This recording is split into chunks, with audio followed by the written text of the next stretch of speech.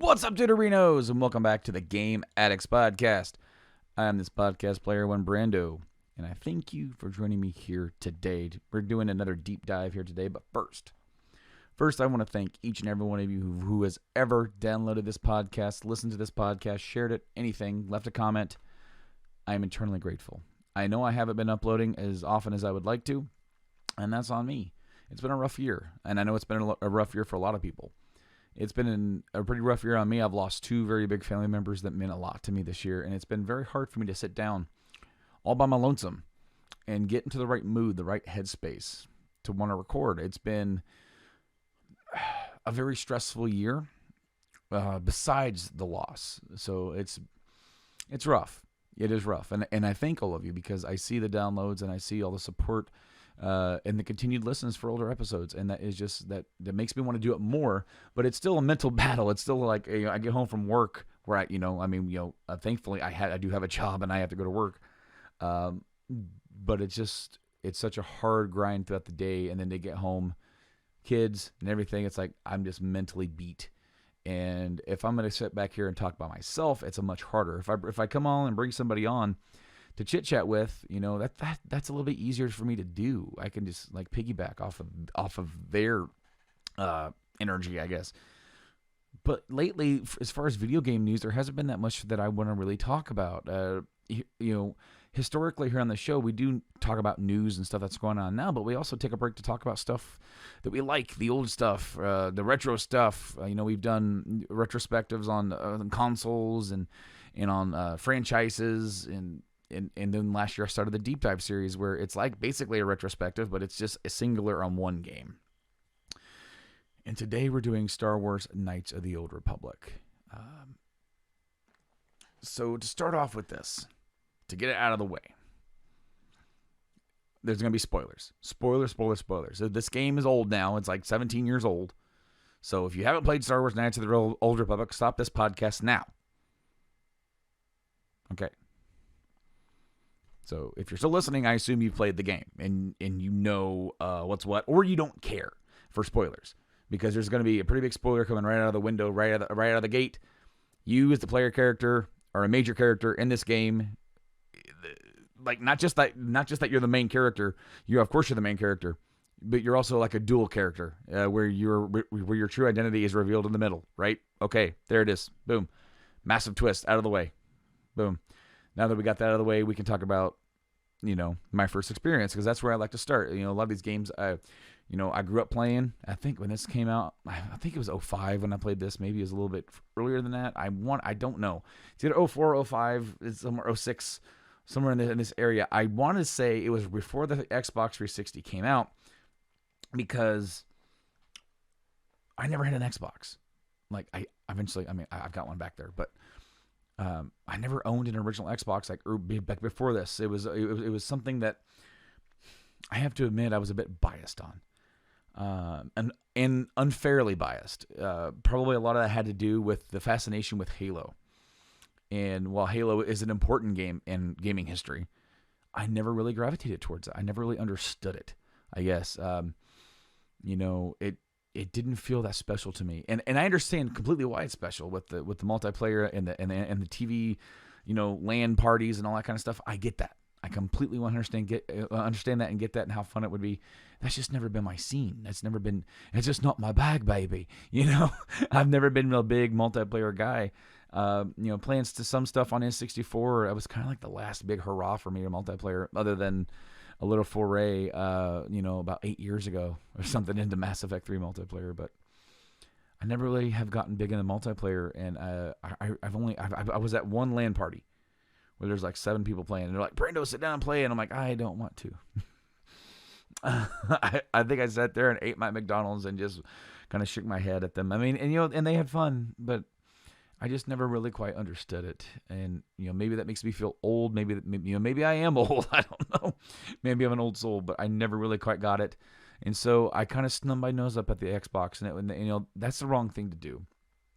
I wish I knew then what I know now. Love all consoles. Love all gaming. Even PC gaming, which I raise my fist at and shake my fist because I get so frustrated with getting stuff to work on PC gaming and have to fidget with PC gaming. A lot of people, even Mike right here from the podcast, is like, "Oh, Brando, like I don't need to, do any of that." So I don't understand what you're talking about, and it's like, but to me, in all fairness, like I'm trying to play FF9 right now, like FF9 with mods.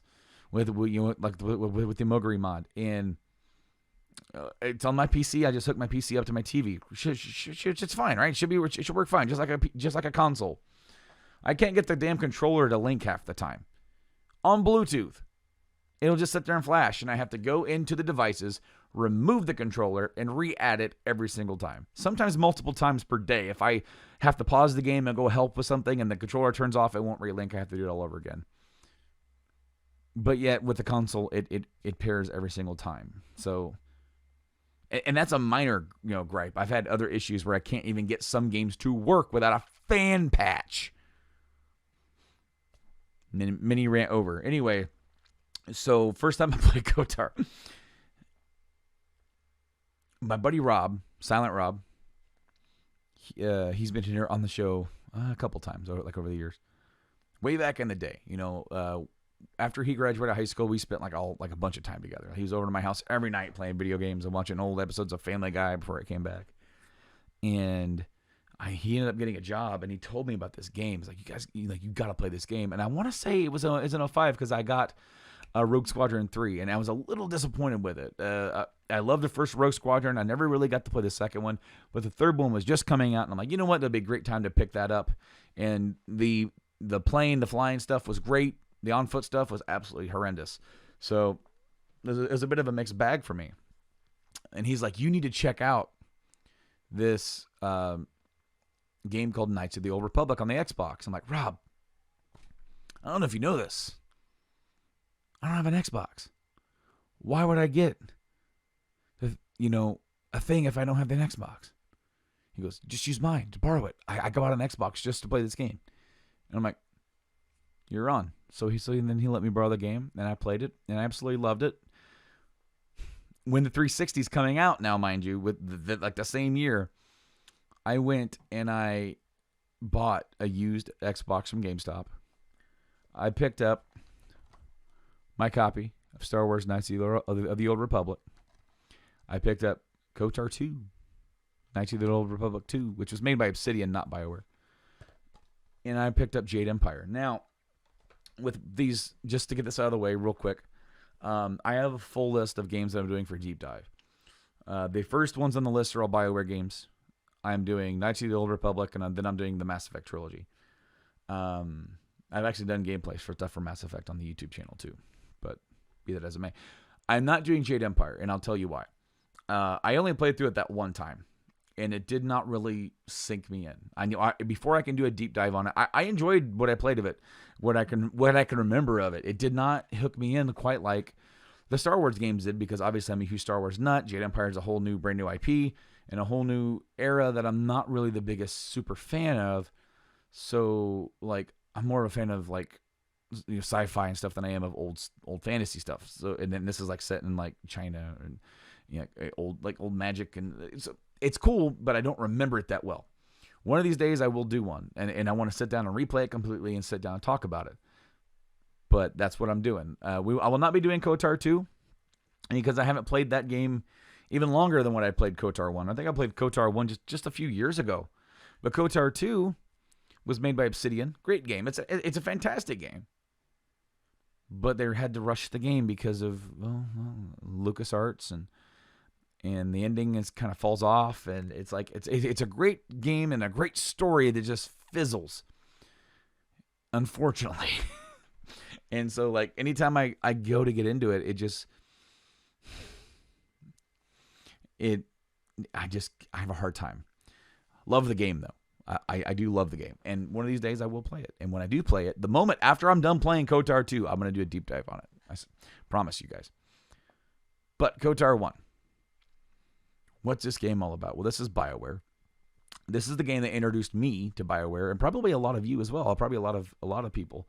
I know that BioWare, they were pretty exclusive to PC gaming. They might have done a couple things here and there for console. Don't quote me on that. I really don't remember, but I wasn't into them at all until this game. This is my very first introduction to BioWare, and the gameplay is definitely a westernized RPG. It is, and it was exclusive to the original Xbox. That's what was really interesting, is that, you know, it wasn't developed for the PC and then ported to the Xbox. It was developed for the Xbox and then ported to PC. You know, quite the opposite. And Microsoft paid them quite the money bundle to, you know, hey, make this for us, do this for us. You know, like it'd be cool and awesome, and it'll be exclusive to our, you know, to our console at least for a little while, and then you can go to the PC. Just they can't go to PlayStation because they were trying to, you know, close that gap, you know, become competitive.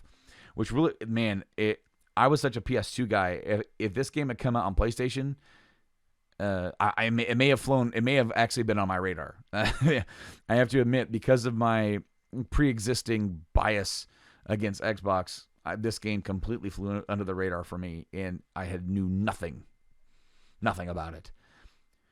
The game plays a westernized RPG, and at that point, I don't think that I'd actually played any Western RPGs. None really, mostly just JRPGs for me. The you know, Final Fantasy series, namely. You know, like Dragon Quest VIII, I played that. But, you know, Kingdom Hearts action RPG, sure. But nothing like this. This is not really action. It's like queue-based. So, like, you run up and you see the guy. You're like, I'm going to fight you. And then you go up there and you can select attack. And if you don't do anything, he'll just normally, your dude will normally attack you. You have two other guys you can switch between and actually control what they do a little bit. But you can actually queue up commands like attack, power move, flurry, force power, med pack, you know, whatever. And like the dude will do the move, and then there'll be a slight pause to like load up the next thing, and then they'll do it. But meanwhile, the enemy's doing the same thing to you, right? So it was very different for me at the time, but I really dug it. Like some of the stuff, like, I mean, especially with the lightsaber, the way that they kind of animated. If both you and the enemy have a lightsaber, they kind of dueled a little bit with it, and so like, oh man, yeah, I'm fighting this guy. Yeah, cool.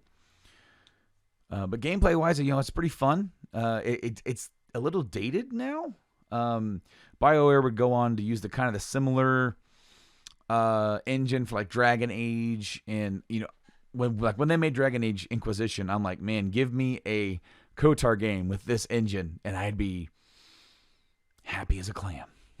And but that's neither here or there. What else do I talk about before I get into the game proper? Soundtrack's amazing. They do bring forward certain cuts from the movie soundtrack, from John Williams. But something that they really did that was really cool. They had a lot of really neat original compositions that are done in the same style. And I believe the guy that did the soundtrack for this game was also the guy who would go on to do Elder Scrolls IV Oblivion and Skyrim. So definitely some prime soundtrack stuff, because I listen to like Skyrim stuff to this day. Sometimes it's just it's very mood, But what else before I go on? Oh, okay. What's really awesome about the gameplay that I haven't talked about yet. Sorry for bouncing around a little bit. This is like the second time I've tried to record this podcast, if I can be brutally honest. It's been very hard. And I said this at the beginning, very hard for me to get in the right mind space. And I got so far last time, and I completely just went off my vibe. So it's been a little bit since I've sat down and done just a solo cast. So one thing that they do with gameplay is that they do gameplay to like cutscene or or like dialogue like integration. So like when you do persuade, or you can use a force. If you do like force persuade, that's a power. It helps you with your persuade, and you can actually force people to do things. Jump off that cliff, or anything like that. You can get some really interesting and horrible things to happen from doing that. But I'm glad they did it, because the dialogue, the dialogue system is also pretty dated in this, where the character you're talking to says one thing, and you have like a list of responses. Sometimes there's like a couple sentences, or something like this would be updated in other BioWare games in favor of the dialogue wheel. This is very still old school, and what Bethesda had done with Elder Scrolls and Oblivion and Skyrim. So with that, you had a little bit more freedom with stuff that you could select. So that's fun. Storyline wise, the game is set so far back in the history of Star Wars, it literally has zero effect on anything that happens within the story of the movies, like at all. Like it's set so far back. I believe it's set like 5,000 something years back. It's a long time. The story is long time ago in a galaxy. It says long time ago in a galaxy far, far away. It's so far back that it has zero what to do. And what I like about that is that it gave BioWare complete freedom to do what they wanted to do with the story, and not have to worry about conflicting with anything that was going on in the current movies. Of course, at that point, they were like right in the middle of the prequel trilogy. But they didn't have to worry about that whatsoever. They could set the story in the Star Wars universe and have complete and utter freedom with the characters and everything. And honestly, that's probably one of the best things, because you could take everything Star Wars out of the story. You could take Jedis. You could take the Sith Empire and the Republic, and replace them all with other words and other things. And it still works as a great story. So, props to BioWare for for thinking of this. And the story for Knights of the Old Republic was written by Drew Karpyshyn, who would go on to write the Mass Effect 1 and 2, and then he wrote all but the last novel, like Mass Effect novels. Like he wrote all those except for the last one for the original trilogy. I don't remember how many there were. There were quite a few of them, but he wrote all those as well. And so really knocking it out of the park here. I also think he wrote the Knights of the Old Republic book, which takes place after this, and it combines like into the story, like the background story, which we'll talk about here in a little bit. But no, I absolutely like when I played this for the very first time. I was just sucked in from the get-go, because it's like you're in true Star Wars fashion. It just thrusts you into a story that's already like going on. That's exactly what happens in Episode 4, A New Hope, when the first thing you see is a ship flying, and there's another ship that, like the Star Destroyer, coming behind it, and you're involved in a conflict that you're watching a conflict that is already in progress, and they do that a lot throughout the history, or throughout the movies.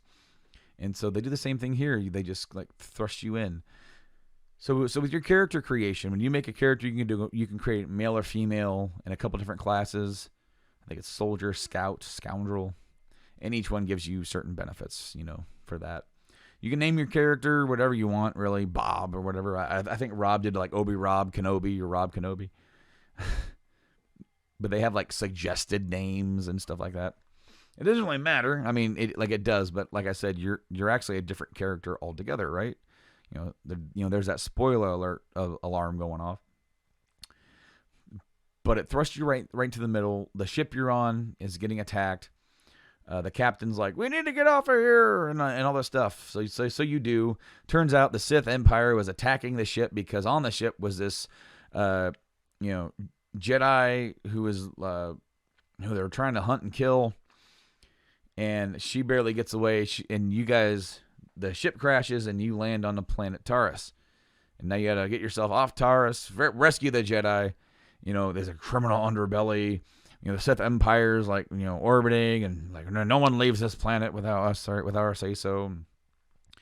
Needless to say, like, eventually that you get off the planet. But we'll go ahead and talk about some of the other characters. Carth Onasi. He is the first companion you get, other than Trask. Trask is like the first companion you get. But like he's slow, he's very quick. He's basically your tutorial companion, and then he's like quickly disposed of. But Carth Onasi, he's your first companion here in Republic Captain. He comes across at first as a bit whiny, and he has a pretty complex past though, and a really good story altogether. But a lot of people think he's really whiny. In fact, there's one person that I know personally that absolutely hates him. He hates his character 100%, like with a passion. So much of the fact that the actor who plays Carth Onasi, I think his name is Raphael Sparge, he voices Kaiden Alenko in Mass Effect, and this guy hates Kaiden because of PTSD for hating Carth so much, which I find like, wow, just because he has the same voice actor, like he's like, my God, he's like, my God, that Kaiden's like he dies every time I play Mass Effect, because he's so Carthy. And I'm like, what? Carthy? Like Carth Onasi, like, my God, I hate. Anyways, no, I actually do enjoy the character of Carth, but there is sort of a curvature, if you will, of getting into the character and past that initial whiny phase. Like, he has problems. Like if you don't talk to him enough, you'll be walking along, and then all of a sudden be like, so something seems to be bothering Carth. You should talk to him about that. And you'd be like, Carth, what's up? Oh, me? Oh, nothing. I just thinking. That's all. Like, don't worry about it. It has no bearing on the mission. You sure? I mean, I don't know. You look like something's bothering you. No, it's not. It's nothing that big. I mean, do we have to talk about this now? Like, you have to actually coax it out of him. His wife was killed. His son is missing. Who, presumed dead, and was killed by his, I believe, the person responsible is Sol Kareth, who was his former general in the Republic or something like that, a high up guy, and it was like the guy that he looked up to, his hero, and of course he betrayed the Republic and joined the Sith Empire.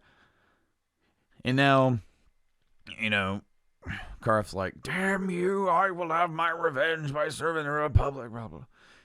Typical kind of storyline there. But with Carth, you're trying to get Bastila Shan. She is a Jedi, the Jedi who defeated the Dark Sith Lord Revan, and the Sith Empire are trying to strike her down because she's a threat.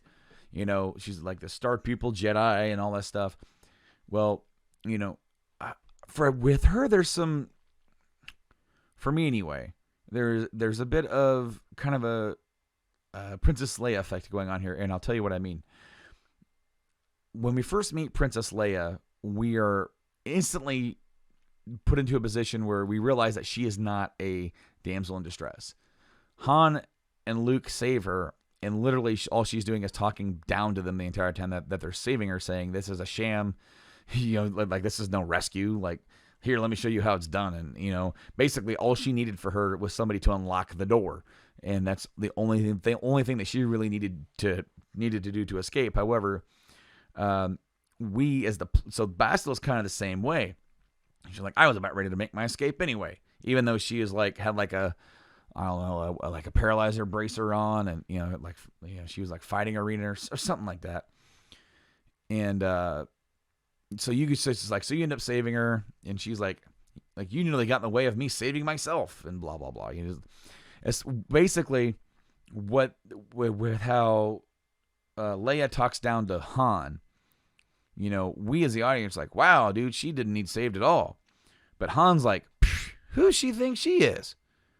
We are put into the place of Han Solo with Bastila, because that's the way Bastila talks to us. We're like, whoa, hey, I just spent 10 hours on this planet going through the criminal underbelly, dealing with Hutts to try and save you. And now that I have, you are not at the one bit grateful for that. So no, I truly think that you're meant to dislike her at first and then slowly grow on her, because if you're a male character, she is the romance option here. The only romance option, really. And I guess that works. It's like it's almost what you would think would be total incompatibility. It's almost like Karth would be saying the Luke line, like, so what do you think of Bastila? And you're like, I'm trying not to, but eventually that wears down. And I actually do really like the romance with Bastila. It's very slow. It's very slow, and it seems kind of natural. It's almost like as the story progresses, she becomes more comfortable around your character, and the feelings start coming in. Of course, with Jedi, that's kind of a bad thing, right? Who else on Taurus? Oh, Mission and Zalbar. So Mission is like a Twi'lek girl. She's like the blue. They're the blue girls with like the little like tentacles on their hair. And Zalbar's a Wookiee, and they're best buds. They're almost like Han and Chewie, but just not. Mission's pretty young. I think she's like 18 or so. Pretty young, a spunky, really good, really good kid, and all that jazz. So, but about the character, I don't really have a lot to say about them as characters. Zalbar, you end up saving, and you end up getting a life debt from him.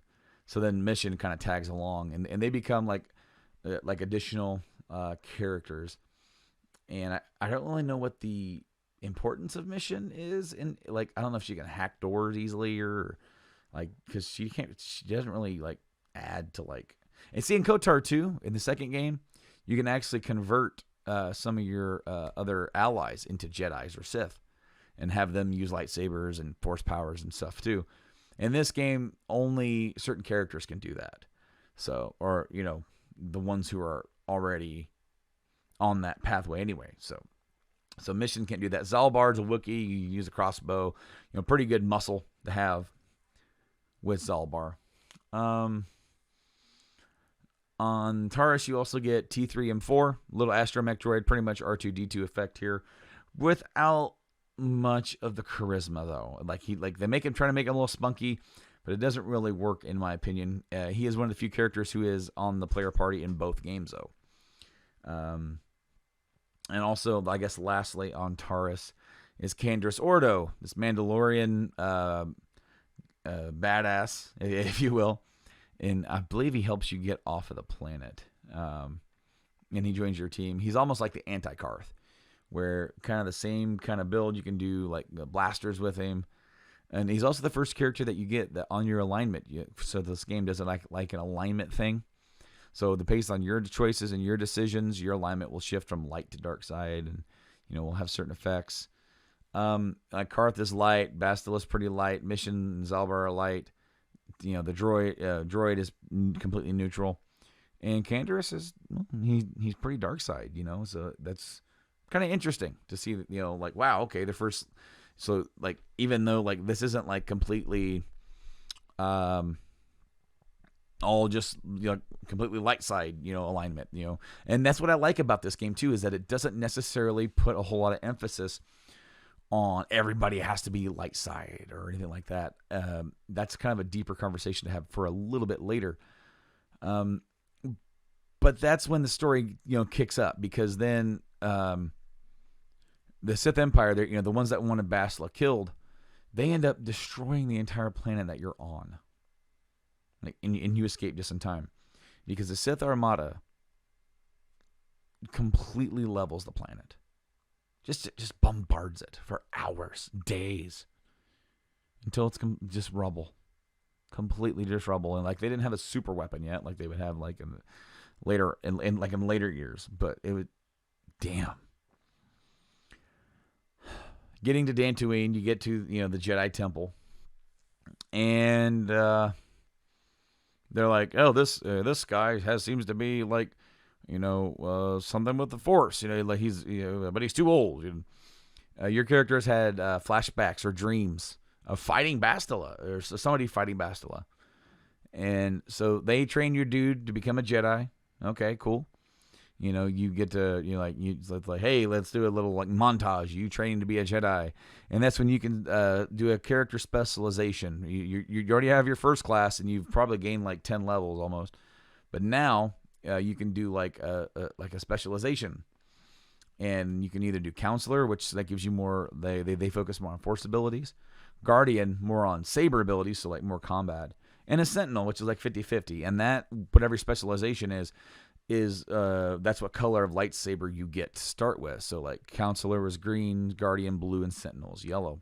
And you can change lightsabers and change color crystals. They have a couple different colors. I think violet's on there, so like Mace Windu, and then red. KOTOR 2 would have some other colors, but so like you become a Jedi, blah blah blah. Go go out there and test your your Jedi wits or whatever. And one of the first things you're supposed to do is go confront and save or stop a young Jedi who has fallen to the dark side. So let's stop right here. Let's stop the story, because part of how I'm going to have to describe and talk about some of my feelings on this involves the big twist.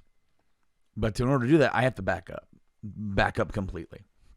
Because as I said, the game story starts you off like right in the middle of it. You're a dude, you join Karth and Bastila, and you're like, we gotta stop the Sith Empire, but first we gotta save Bastila and get off this planet. And then you pick up some people along the way, and now you're back on Dantooine, and they're like, yeah, let's have you become a Jedi and all that jazz.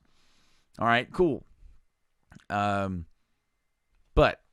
your character was already a Jedi. That's why That's why some of this stuff comes natural to him, or her.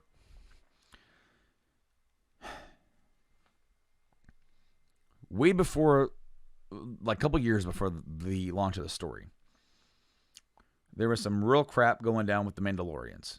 The same race or creed as Kandor Sordo. And the Republic was getting into a conflict with them, and it was getting bad. The Mandalorians, I believe, were doing invasion of other planets, and the Republic, if I remember correctly, asked the Jedi for help. Well, the Jedi of this time were non-interventionalists, like essentially the opposite of what the Jedi would be like in the prequel era, where they're pretty much the vanguards of peace for the Republic. In this era, they're like, yeah, we're not getting involved. Well, your player character. He was like, no, we have to go save them. Like, we have to go save the Republic. We got to go like these Mandalorians they're pretty rough, and they're hurting a lot of people, and we got to go. And the Jedi's like, nope. And he's like, so your player character is like, I'm going anyway. And he's like, if you go, you're no longer among us, and you denounce the creed, and you're gonna fall to the dark side. And basically, the player character just went, and he got a bunch of people to follow him, and they left the Jedi Order, and they went to go fight alongside the Republic, and fight they did, and defeat the Mandalorians they did. But in doing so, what happened was almost the exact thing that the Jedi Order warned against. That was Revan Revan, the player character. Yeah, right. He did succumb to the dark side. He defeated the leader of the Mandalorians, I believe Mandalore the Great or Ultimate, whatever. And he became kind of obsessed with the dark side. He kind of fell in like into that line, and in doing so, did some research and found that hey, there's this Sith Empire that's supposed to be out there, hanging out like in the outer rims and stuff. He's like, we need to go find them. Well, he kept the Mandalorian helmet as a trophy, and they found the ancient Sith Empire, and they found the ancient Sith Emperor, and he pretty much brainwashed both Revan and Malak. Malak was another Jedi that went with Revan, your player character, and he gave them their Darth names. He's like, you're mine now, completely dark side. And they were like plunged, yes, master, and all that kind of stuff. So your player character was named Darth Revan, and your subordinate Darth Malak. You were two lords of the Sith, and you're going to go back to the Republic with my army, and you're going to defeat them and pave the way for me to go rule. And when they left him, they were no longer within the influence. They like the brainwashing was like, you know what, no, well, like we're still dark side as hell, but screw that guy. And in fact, one of the things that Revan did was, let's utilize what we have, and they ended up finding something called the Starforge. And the Starforge was this ancient tech, basically a factory that made weapons and ships. And so they found that, and they built up a Sith armada. And they were going to go and take over the Republic and brace themselves, and stand ready to stand against the Sith Emperor. Like, we are the truth Sith. We stand against you, and like in defiance. Well, the war against the Republic was going pretty well for them. Revan was a really good commander, and they were converting Jedi left and right to their cause, and also former Republic officers and all this. Like the Republic was they were on the ropes. Well, in comes Bastila, the Jedi, upstart. It got to the point where the Jedi could no longer, stand silent. They had to send somebody. So a small strike team infiltrated Revan's ship, and they cornered Revan. And Revan had a duel with them. Bastila was the only one that was still living and fighting Revan. And that's when Malak betrayed his master, struck upon the ship. It's like, I'm going to kill both of them in one blow. Ha ha ha. And so Revan was, killed. And Malak's like, I am now the Dark Lord of the Sith. I am now, and then he took out a new apprentice and all that kind of jazz. Well, Bastila lived, of course, because she's in the beginning. And your player character, who is Revan, lived. And this is the thought process that I have. Food for thought. Do you think it would be moral to take someone who did something bad, probably something even really bad, and wipe their memories, wipe their mind? They are no longer them. Give them a new personality and put them out into the world. See what happens. I mean, just imagine that. That's what the Jedi did to Revan. They had him defeated, and instead of putting him to trial and making an example, they did something. I mean, I consider this to be pretty extreme for the Jedi, even. That you have Revan, Dark Lord of the Sith, and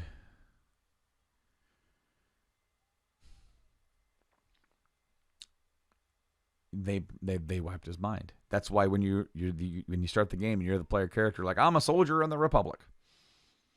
I don't know why I have a knack for surviving or being crazy, capable in battle. It just comes natural, I guess. So then they retrain him as a Jedi and order him to retrace Revan's steps to finding the Starforge, so that way they can find it and destroy it to basically stop Malak from creating new ships of mass destruction. And that way the Republic could actually have a chance to whittle down and defeat the Sith Empire, because basically Malak is an inept leader in comparison to Revan. Revan was like a general. He was very smart. When Revan was taking over the Republic, he left several Republic institutions and infrastructure intact, because if he was going to have a transition to where he now rules, you need these things. You need society and things that function, especially when, like, think about just a country but then expand it because you're like an entire region of a galaxy. Like it has to be there, trade, economy, all this stuff. It has to be there, and it doesn't matter if it's, Republic converting into to the Sith Empire. It has to be there. Otherwise, if it's not, you're what Malik did was basically level and destroy everything in his path. And it's like, okay, we've taken over the Republic. We've smashed all resistance. Now what do we do? And it's like, well, now we build our empire. Well, now while you're building your empire, now since you've destroyed all the infrastructure that was there, the very force that you're building this new empire to take over, to get ready for the secret Sith Empire led by the Sith Empire, can just come in and take you on while you're not expecting it, and you don't have the capability or the infrastructure. So think about that. Malik's an idiot.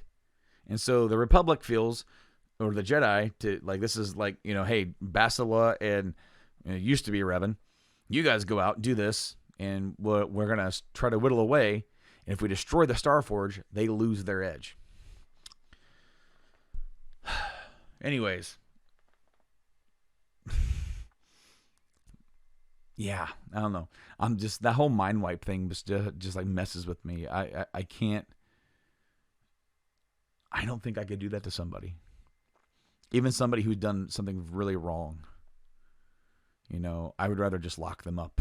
And I understand that maybe Revan was too dangerous to be left alive.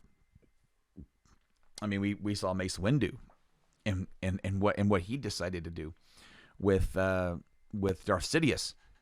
And that didn't go very well for him, but he decided that that the Emperor was too dangerous to be left alive. We have to kill him. And with Revan, they're like, nah, let's just wipe his memories. Put him back out there, see what happens. And that just, to me, is just, that seems like more of a dark side thing to do. But interestingly enough, your new, when your character who doesn't know who he was, he has no idea who he was. One of his first tasks in becoming a new Jedi is to go and confront Juhani, a young Jedi pupil who has fallen to the dark side. And I think they want you to be exposed to the dark side to see what that character does.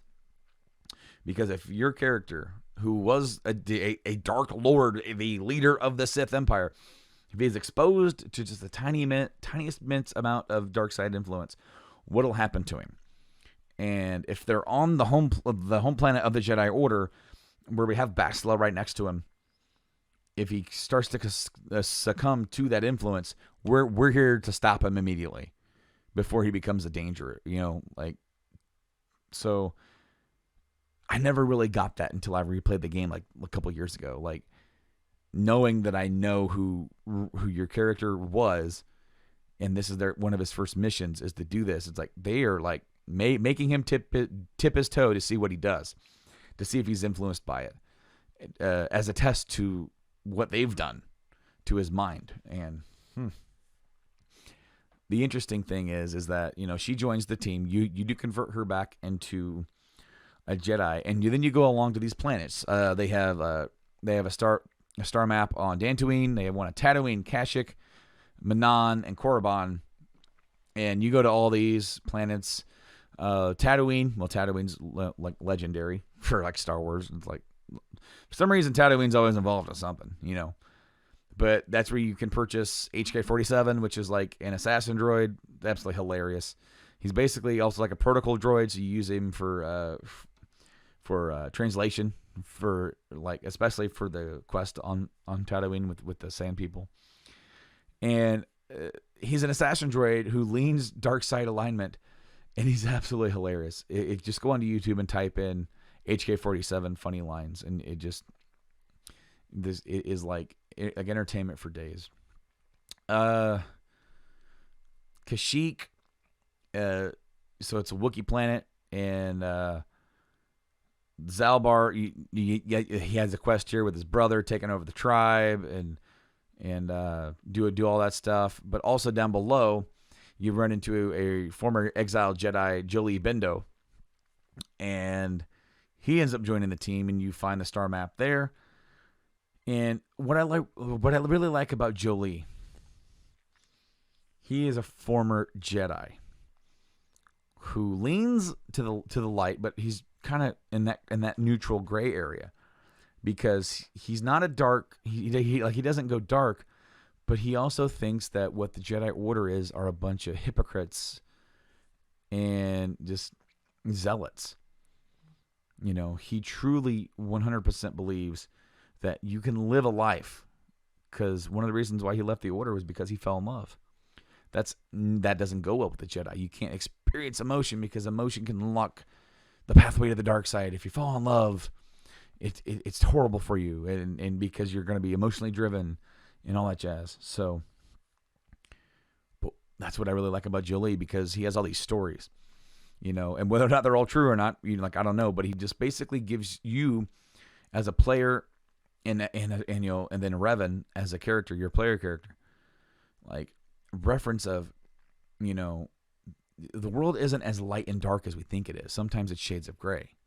It's like, the Jedi have a lot of great points, but they're also like too far stuck up their butts to really see what's going on. Like you don't like you. If you have a right sound of mind, you don't have to let your emotion control you. Like you can be bigger than that. You don't have to shove it away. Because think about this, when you're thinking about the mindset of what they do with the Force, with like, so the Jedis are like, like emotions, like there is no emotion, there is only the Force, whatever. And meanwhile, the dark side feeds off of that emotion. It's like anger and everything, using that to your advantage. And while, you have to be careful of that, because that's like because it's the Force. I see it. And what my definition is that's a very symbiotic relationship with the user. The more that you use the Force in a certain way, the more that it affects you in a certain way. So if you use like, the Force in a very like, bending of will kind of way, it's like, hey, like let bring me my cup. I'm sitting here and I'm moving it with my hands, but I can also move it with my other hands. Like I'm like kind of manipulating the Force to bring it to me, but I'm not making it do it. It's a difference of the intent. So if I like yank that with like force, there's emotion attached there. And so like the more that you do, like more that you force it like that, the more that you make it happen, the more that you're susceptible to want to do that. And then it can actually start changing your mind frame, and that power can have an effect on you. In this game, I really like how they go out of their way to show you that, because in the movies, they're like light side, good side, dark side, bad. And that's kind of represented here as well. But they go out of their way to tell you, it's like, hey, some of this is mumbo jumbo. It's, yes, you want to be careful, but, there's also risk in just cutting that off completely. So, after Kashyyyk, I can't remember. Manon, fish people. They're neutral. The Sith and Republic can't fight here, and it to me it's the most boring planet out of them. There's a murder trial here that you can help with and try to get the guy. Hey, he didn't do it. The only thing that I really remember from this place is that it's the one that I look forward to least doing, and the star map is underwater, and it's underwater, and it's like the most slowest underwater section ever. So once you get done with your third planet, after you've found, you found the original star map on Dantooine. So my order usually goes, Tatooine, Kashyyyk, Manon, or, I've even done Manon first, but really you need more influence or persuade to help out with the murder trial. But Korriban is great for last, because now before you go to the last planet, you are intercepted by the Sith flagship, the Leviathan. You're all captured. You end up escaping. Saul Kareth is there, so you get some cool stuff with Karth. And Saul dies. Malak is there, or he shows up, tells you were Revan. They have wiped your mind. You're but nothing but a shadow of what you were. I will destroy you.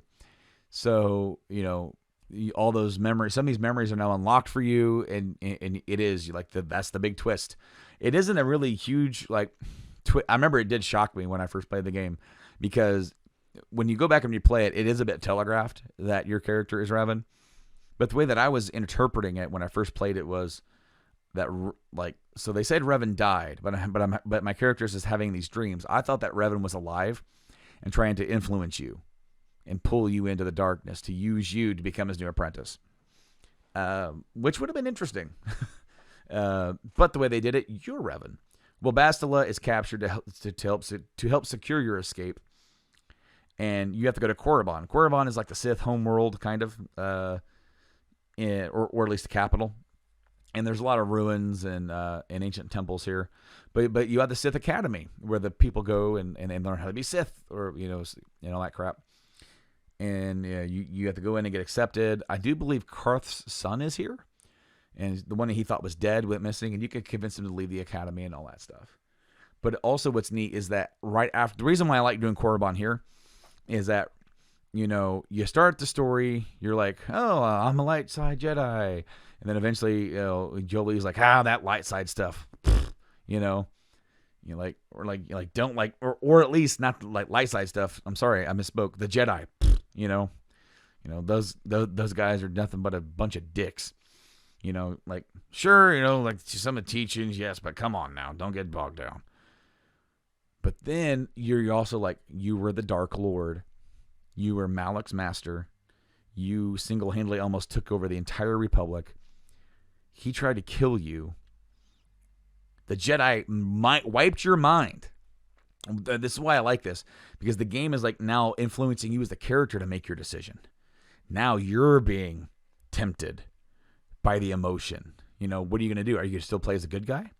Or are you going to go get revenge against both of them, And then you go to Korriban, where you go through the Sith teachings of using that emotion. It's very interesting here.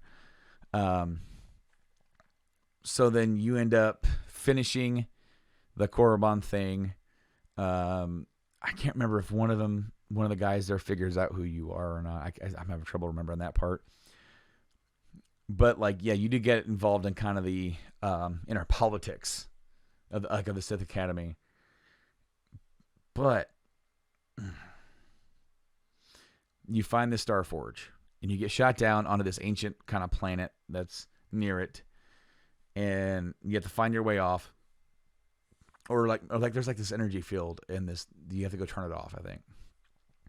But this energy field is inside this old Jedi temple, this old temple that only Force users can go through. So you can only, since you're your character, you can only bring Jolie or Juhani with you because Bastila's still missing. Bastila shows up during this whole thing, and she has turned to the dark side because Malak tortured her. Because Bastila, throughout the game, has bursts of emotion. She gets very frustrated and impatient, but also, if you decide to do the romance with her, you're kind of like weakening her resolve in a bit. She turns to the dark side. And that's where this game has a fork in the road, which I absolutely love it. And this is why the game gets such a huge nod from me for being one of the greatest Star Wars games I've ever played, because you can literally stay the course and be like, you betrayed us, how could you, blah, blah, blah. Like, don't stand in our way, like come back, or like, don't make me destroy you, blah, blah, blah, like, because we gotta, whatever. You can do that.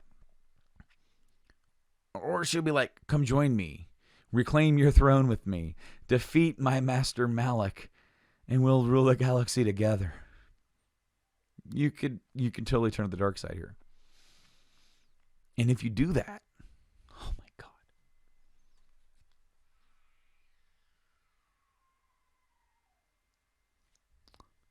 I don't know if you guys heard that.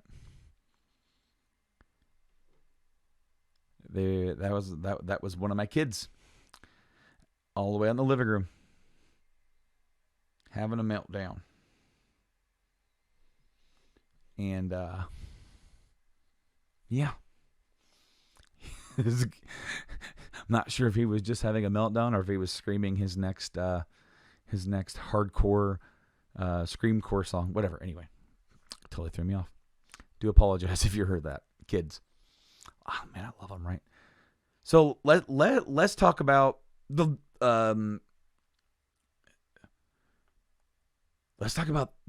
dark side ending. Dark side ending. Like she's like, you loved me, right?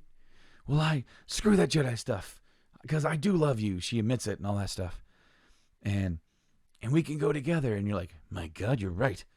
You know, and Jolie's like, hold on a minute now, just wait a second. And Juhani's like, no, you can't. Don't go. And if you decide to go through with it, they will stand in your way and say, we cannot allow you to do this. Even though Jolie is not a straight up like true light side Jedi, he's anti-dark.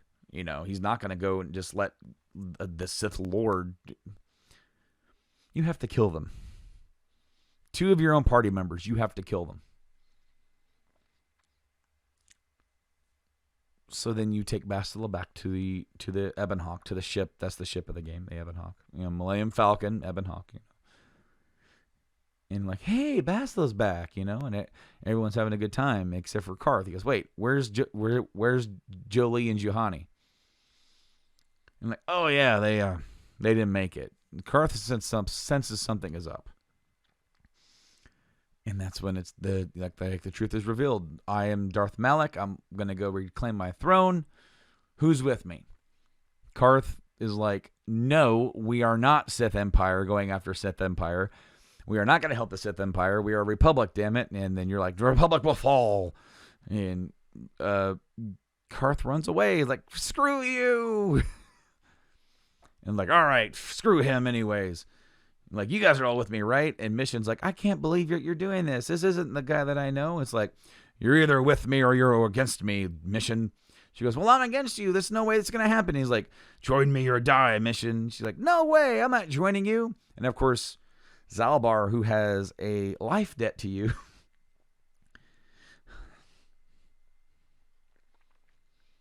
you can kill them both.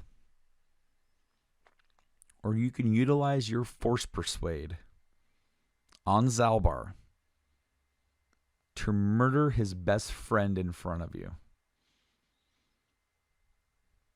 It's easily the most despicable and vile act in the entire game. Because the game lets you play with light side, dark side choices. You can be a complete dick. And your party members may comment or say something like, wow, that was unacceptable, or blah, blah, blah. But this...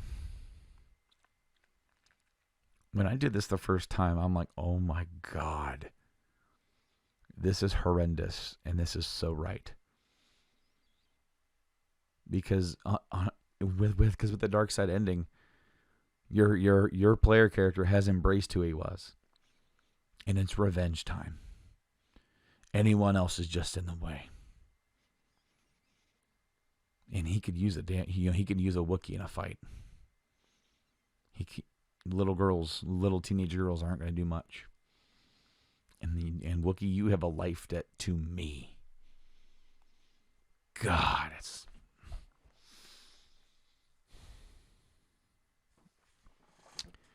So your team goes to the Starforge.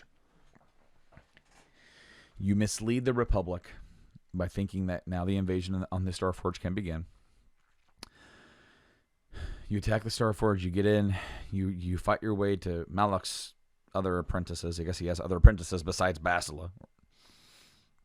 And she sits down and uses her battle meditation. That's one of her special abilities. She can meditate, and people fighting are a little bit faster and swifter and more accurate and more deadly, whatever, right? But she's using it to help the Sith destroy the Republic fleet. Because as she's doing that, you're going one-on-one with Malak to defeat him, get your revenge, and reclaim your throne, reclaim the Starforge, and take over the entire Republic. The game ends with Revan and Bastila standing on a balcony watching Sith Empire troops march with the Imperial theme march in the background. It's not the canon ending of the game. There is a canon ending of the game. But holy crap. Let's go back. Let's rewind. When I first played the game, by the way, I did Dark Side. I was Dark. I'm always such a good guy when I play games. But this time around, I was like, oh my God, I can be evil? And I had a lot of fun with it. In subsequent playthroughs, I have not done so. But it leaves an impression. Excuse me. Been a long work day, and we're almost done with this podcast. So let's back up. We didn't turn to the dark side. We didn't join Bastila. We stood there with Juhani and Jolie, and we're like, no, you're wrong, Bastila. You have fallen, and you're going against everything that you ever believed. And she's like, screw you, and takes off. So then you're now able to leave the planet with everybody. You don't kill anybody. Karf doesn't run off. And you attack the Starforge. And the Republic attacks and everything. And you have the showdown. Instead of with the other apprentices before Malak, you have the showdown with Bastila. So you fight Bastila again. And you reach the pivotal point. She is defeated. And you can turn her back to the light. And this is what I love about this part of the story. Bastila fell to the dark side because of her inability to control her emotion and arguably the penetration, no pun intended there, guys, sorry, of the feelings that she has for Revan. And she's fallen to the dark side. Being such a prude Jedi, she bathes in that power. She can relax with it. That's why some of the Jedis who fall to the dark side are some of the most powerful Sith. Because they don't have to hold back anymore, right?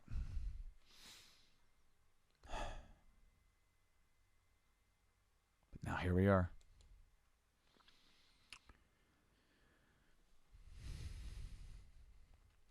The thing that saves Bastila from the dark side